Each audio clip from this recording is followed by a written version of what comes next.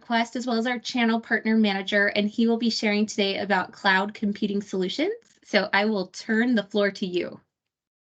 Super. Thanks, Hannah. Hey, I want to give everybody just a quick shout out. I appreciate you taking some time out during your lunchtime to spend it with us on our continuing education at Dynamic Quest. We try very hard to bring topics that are relevant to the business leaders and decision makers of our time right now. And again, Tommy Riggins with Dynamic Quest. I've been with DQ now going on 15 years. I'm the inside sales manager, also head up our channel department, which we have some folks that utilize our data center for hosting. While I'm not going to necessarily try to pitch, sell, or convince you to bring your services to Dynamic Quest for hosting, the real goal I've got today is really just bringing awareness. Cloud and hosting and everything that kind of goes along with that is very prevalent. There's a lot of words that are being passed around. There's a lot of different things out there that people associate with cloud and hosting. My real goal today is just bring some awareness. We're in August, and before we know it, we're going to be into the last quarter of the year. And Hannah, it looks like we got a couple more folks joining in. Hey, folks, again, Tommy Riggins with Dynamic Quest. Just doing a little preamble here on what we're going to talk about today for Dynamic Quest is continuing education on cloud computing solutions. Again, my goal today is not to convince you or sell you on Dynamic Quest services. Really, my goal today is to bring awareness and get you into a process of thinking about how cloud and hosting solutions can affect your business, and especially as we're here in August and we're going to start coming into the last quarter of the year. These are typically times when folks start making initiatives for the following year. If your company or your organization or the folks that you work for now are not in any type of cloud solution and you're still evaluating it, today's not going to answer all the questions for you. But hopefully what today will do is bring the topic top of mind, get it back onto your radar screen, and start having those conversations that would be relevant to you getting in this on your topic for 2023 or possibly on into 2024 so that you can make some real good decisions on how hosting can support your company. And for any other folks that are joining in late, you haven't missed anything other than just my introduction. Tommy with Dynamic Quest, and I'm going to start rolling through some slides here. And hopefully you'll be able to take away something today that you can take back to your folks. Or again, my goal today is just awareness and bringing up some plans for you for 2023. Now, if you got some hosting you want to knock out here at the end of 2022, we'll be glad to talk to you. But let's look at some slides here. First thing is just an agenda. And as I mentioned, this is not a sales pitch. This is awareness. So we're going to talk about cloud. We're going to talk about some of the pros and cons of each of the different solutions that involve cloud. We'll talk about some of the different service offerings that are prevalent within the marketplace or prevalent within the technology sphere, the technology stack. If you're hoping today is going to answer some very technical questions about hypervisors and how your transport speed is going to travel over an MPLS into a data center and go through a layer 3 switch, that's not what today is going to be about. Again, today is really just going to be about awareness, bringing some things top of mind and getting you thinking about, does cloud make sense for you now? Or is this something that you should really put on your radar screen for the future for your business initiatives? So just a kind of a little bit of an elementary, what exactly is cloud? You know, it's nothing more than computing services that are not in your physical building. It's the systems, that the data, it's all the computing power that's placed in a completely separate facility. And what is this being used for? It's being used for your data backup, your disaster recovery. Right now, chances are everybody that's on this call or everybody that you work with is using Office 365. That's nothing more than a cloud solution. Probably your business process, the applications you use to make your business function is in a cloud environment. It may be on a server in your building, but chances are you are using applications every day that are in a website or in a cloud setting. And again, nothing different or crazy about that. We've all been doing it for a long time. As a matter of fact, Dynamic Quest has been in the hosting business for around 16, 17 years. We own and operate our own data center. And so that technology stack, we understand it. So, but moving on, Hannah, real quick question. If anybody's got any questions or they want to pop up and bring something, are we going to do a hand wave or are we just going to hold till the end and do questions in? Yep, they can enter them into the chat or we can wait till the end. Sounds good. And I'll tell you what, if you see something that you want to hit right off the bat, I'll let you wave me down. Otherwise, we'll just hit those at the end. Thank you. So again, the easy part of it, what exactly is cloud? It's just a series of apps delivered over a network using someone else's resources to display on your devices. And what's exciting is cloud no longer has to deal with just a laptop or a desktop. I mean, we literally can get data, information, our applications delivered to us on everything from our iPhones or our tablets. Shoot, you can even get different kinds of applications on your phone, on your watch. So again, nothing really crazy or wild about that definition.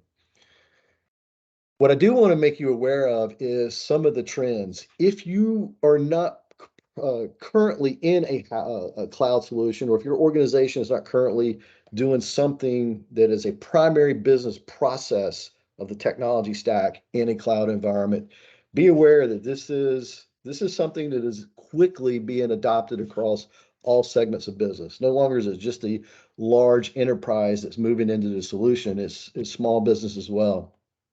By the end of 2022, we're looking at $623 billion being generated in cloud computing. And you see the number there on the screen. 2025, we're looking at 800 billion. Right now, 48% of companies plan to move most of their apps into the cloud by the end of 2022. Again, if you're not part of that initiative, then perhaps this is something you move up in your project plans for 2023. Not so much just because everybody else is doing it, but because the technology is becoming so easy for business to take advantage of and be able to use those kinds of technologies that larger businesses have been using to make themselves competitive, it's now going to be able to help you guys out, regardless of the size of the business that you're coming from. Sustainability is a word that we're all hearing more and more often. And regardless of which side of the fence you sit on, it's definitely something we need to be aware of.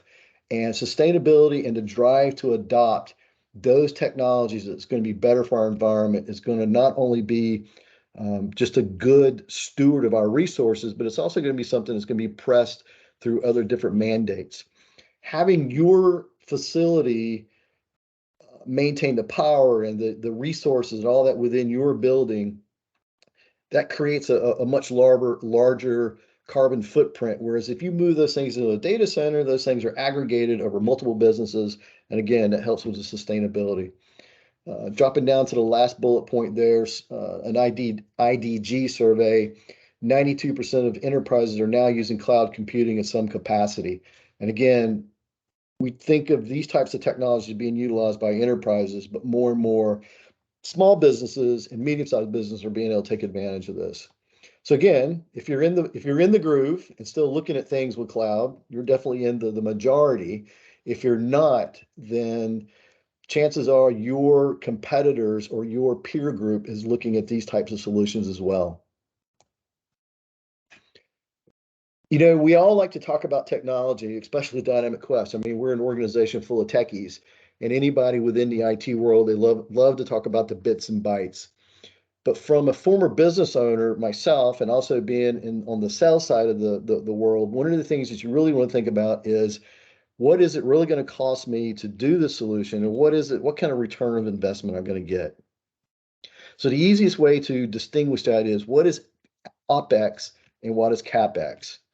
If you are not in a cloud solution, then you're using your finances, your capital to buy hardware, to put it into your building, and then you're paying for that piece of equipment to continually work, whether it's maintenance, upgrades, or what have you. And so what you have is you have this bell curve where you're spending a lot of money, you're getting your return out of your investment, and then at the end of that life cycle, at the end of that hardware's life cycle, you've got to go back and do the whole thing over again. Well, if you take your IT and start to think about it not so much as just an expense of large amounts of dollars going out the door for a short period of time of a improved technology, look at it as an operating expense. And that's where you take your IT infrastructure and you make it almost like a utility where it's a monthly spend. At that point, then it becomes very budgetable, it becomes very manageable, and it's a different way of thinking about how to use your finances in your company. So one of the major driving factors that I'll talk to clients about is outside of the technology, which is very mature, no longer is cloud bleeding edge or cutting edge. It's well adopted. I mean, all you got to do is just look at all the different things that's happened to us technology wise over the last 5-10 years. So making sure that it works. Now you've got to determine, is it cost effective for my organization to take part of that technology? So that's where we start talking about, okay, what does it mean? OPEX versus CAPEX and how that affects your business. So again, it's something to think about. We're going to talk about some of the different technologies or the different cloud computing types. Again, for those of you who are very tech savvy, some of this is going to be very elementary for you. For some of you who may be part of that committee, that board that's looking at putting this on your initiatives for 2023 or 2024, these are some different terms that you can become aware of and start to have conversations within your organization. Now, you can do a Google search and you go to Wikipedia and you can find all kinds of different flavors. You got multiple acronyms out there, infrastructure as a service, software as a service. You've got multiple different things, and every industry loves to come up with all their different acronyms. And then you've got the manufacturers who will make up their own acronyms so that they can use those to market it. So if we take all the things that are out there in cloud, let's boil it down to 3 very rudimentary, very simple to understand different types of cloud. These are really the 3 different options you have. Now you can mix and match some of this, but when it really gets down to what does this technology do and how do I separate it out, my different options, you've got public, you've got private, and you've got a hybrid solution. Public is your Amazons or your AWS or sorry, AWS, Amazon, or your Microsoft Azure, or whatever cloud solution is out there that you can purchase your resources on an ongoing basis. So that's a public cloud. Anyone can access it. Yes, there's different organizations out there that just cater to government or nonprofits, but in essence, it's a public cloud. Private cloud is where you purchase the infrastructure, the things that make cloud environment work. And cloud is nothing more than having resources readily available when you need them and being able to flex up or flex down or scale up or scale down as you need those resources. Very simply, that's all really cloud is all about, and having access to those resources.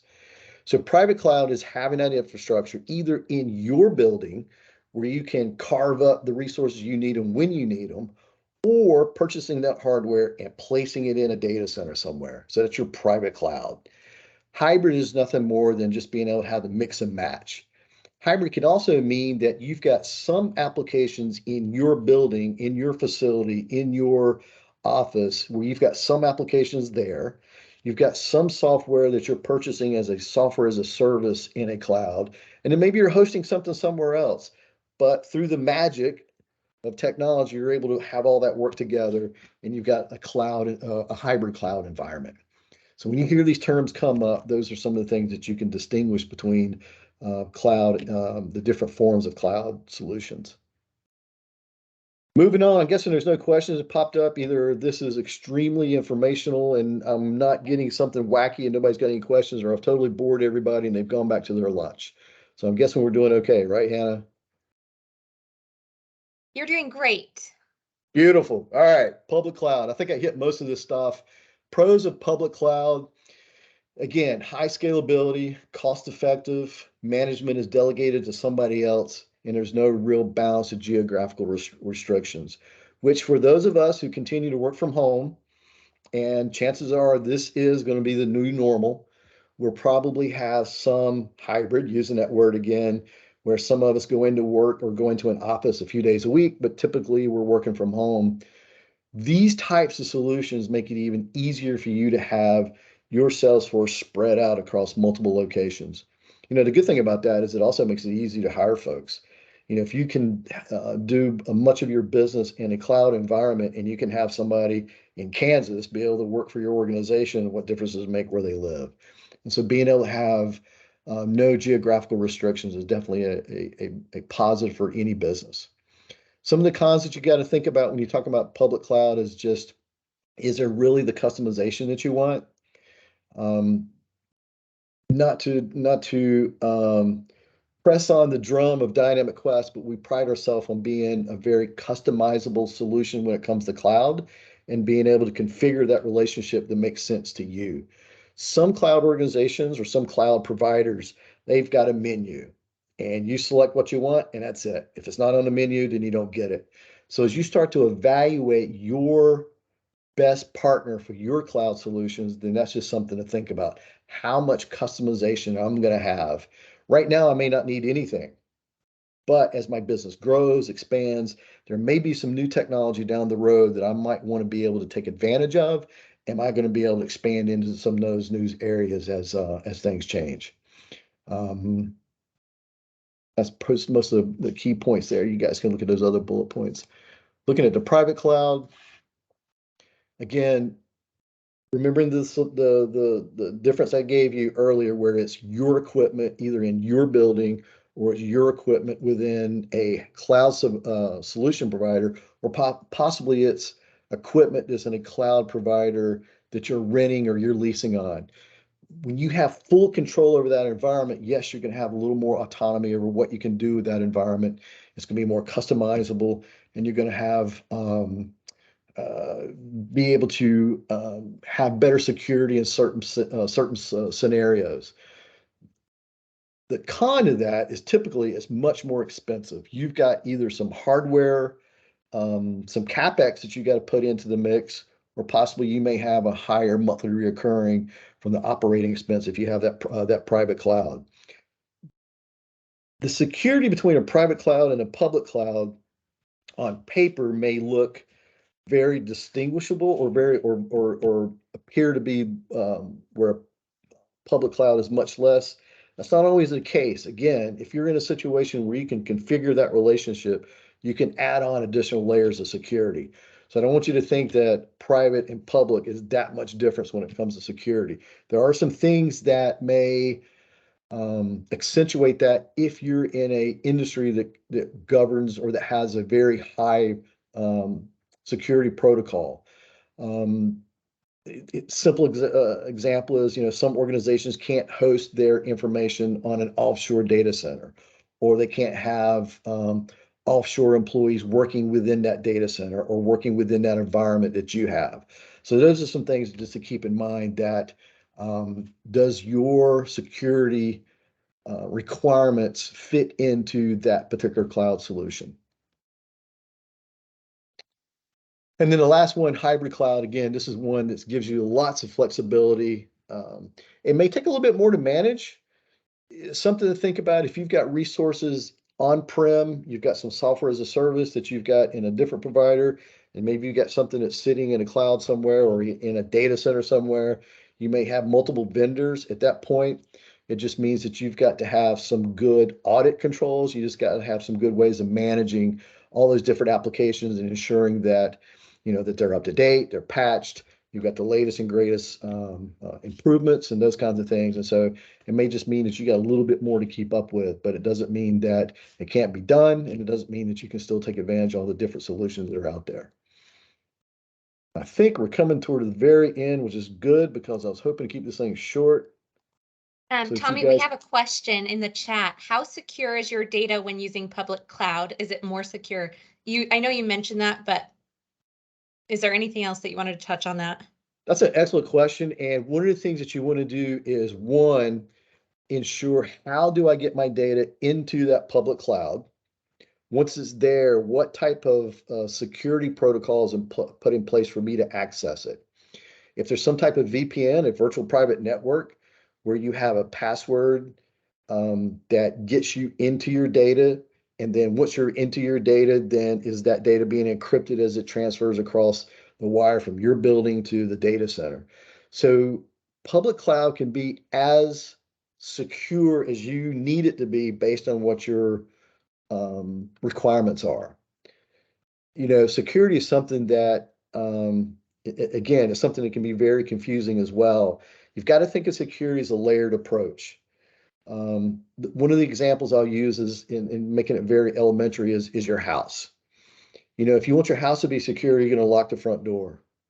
If you really want it to be secure, you can start putting lights up at night whenever maybe you're in bed or you're away. Maybe you put in a security system. Maybe you put in a dog. Maybe you go get 5 or 6 AK-47s. You put them all through your house, and whenever somebody walks into your yard, you start shooting into the air. I'm making a little bit of a tongue-in-cheek joke there, but again, security is a layered approach. If you move into a public cloud scenario, you just want to ensure that, one, what are the security protocols that provider is going to provide to me, and what additional layers of security can I add onto it, whether it's a fee from the cloud provider, or is it something that I can provide on my side of the VPN or on my side of the data transfer. Hopefully that answered the question. If not, hit me up and we can either talk more offline or we can try to get you some more information. You think we got them satisfied there, Hannah? Yes, if there's any other questions, feel free to chat us or email us. We're happy to answer anything, even if it's nothing about cloud. Always willing to be educational and helpful. Yep, exactly. You know, the idea is to be your trusted advisor. We're not necessarily here to try to open up the back of the trunk and pitch you everything that's in the car. Specials today, Ginsu knives. The idea is, again, going back to my original comment, it's just awareness, giving you some key terms, some phrases, some things to think about, to put on your notepad. And then when these topics come up in your committee meetings or your board meetings, then you've got some things to talk about.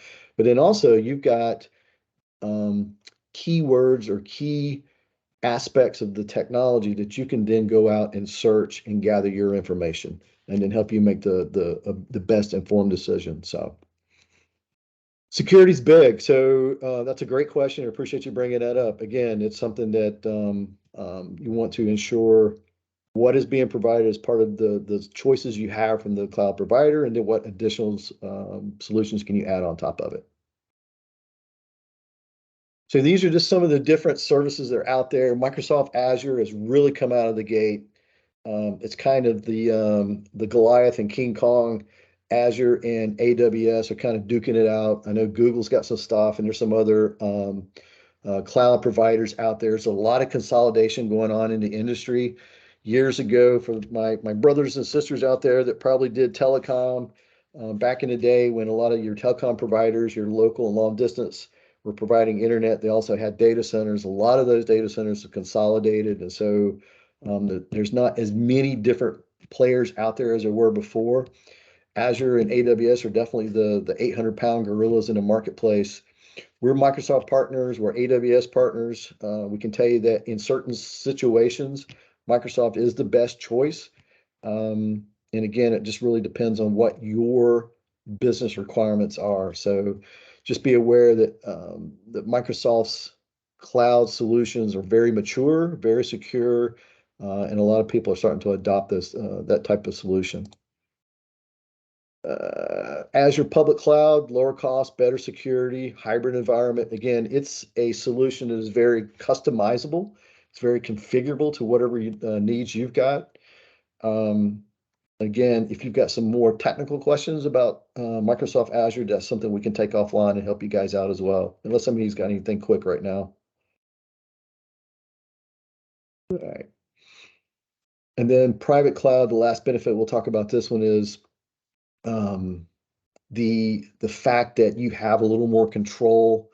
Again, if you're using the infrastructure that you provide, or you're using the infrastructure that the cloud provides in a private cloud solution, you should have some more opportunities for security, and there's some different things to configure on that as well.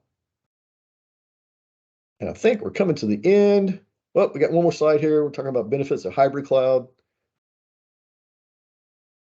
And just to be aware that you've got some different options when it comes to cloud. But again, you guys heard me mention early on that Dynamic Quest, and this is my shameless pitch.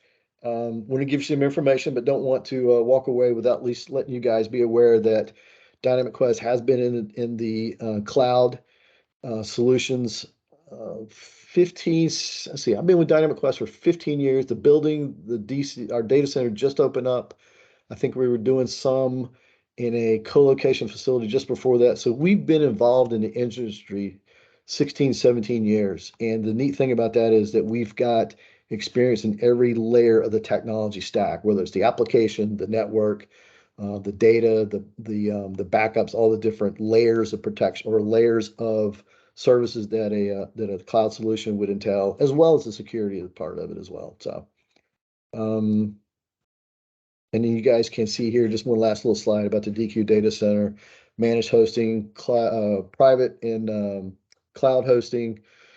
Of course, cloud is very scalable. And then data protection, we've got the security consultants on staff that can help you out with those decisions. And then client solutions, where that's just a device on site that's very limited in resources, and it accesses data in a data center somewhere else, and it cuts down your cost for your desktops and laptops. So with that, if anybody's got any last questions, again, my final comment, take this away. Some of this is probably very elementary for some of you. Probably some of you, you're still scratching your head and wondering, how can this fit into my business's initiatives? Again, the idea is just to make you guys aware that this is something that has a high adoption rate. The trends are showing that more and more organizations are going to go into this type of environment. And so as it becomes even more prevalent, your peer group, your competitors, everyone's looking for that technological edge that makes their business more competitive. It's definitely something you want to put on your radar screen. Bring these topics up during your committee meetings, your board meetings, or your initiatives when you're looking at, what are we going to do, especially here in August. We're coming up on the end of the year. These are things to start thinking about for initiatives in 2023. So if there's anything we can do, we've got some great experts in-house that would be glad to be your trusted advisor, not so much just telling you everything about Dynamic Quest and the solutions we have, but also working with you, whether it's Azure, AWS, or some of the other hosting solutions that are out there. So again, thank you for your time. I appreciate you guys carving out a few minutes of your lunch break to spend it with us. And if there's anything else I can do or any questions, Hannah, let's see what we got. Thanks so much, Tommy. We recorded this webinar, so we will be sending it out to people who are interested in having it. And so that's that. And have a great rest of your day. Thanks, everybody. Be safe.